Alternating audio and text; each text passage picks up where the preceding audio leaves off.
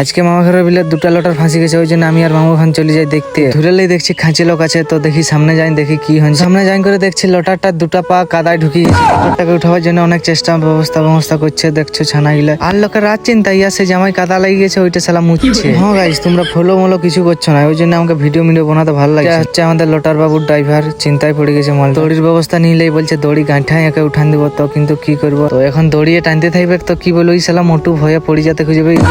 দুটা বাহুবালি জাঁক তাড়া নিয়ে চলে আসে গাড়িটা উঠাবার জন্য। তো এদের যা ভেঙ্গাজি দেখছি, গাড়ি উঠবে না যা মনে হয়। দেখতে খাঁচে খানা হয়ে গেল। আমি বলছি তোমরা থাকো, আমি ঘর পালাবো, গাড়ি তো আজকে আর উঠবে নাই। তো তারপর আমি বিকালবেলায় চলে যাই আরো একবার দেখতে, মানে খাওয়া দাওয়া করি। আমাকে বলছে আয় ভিডিও বানাবি।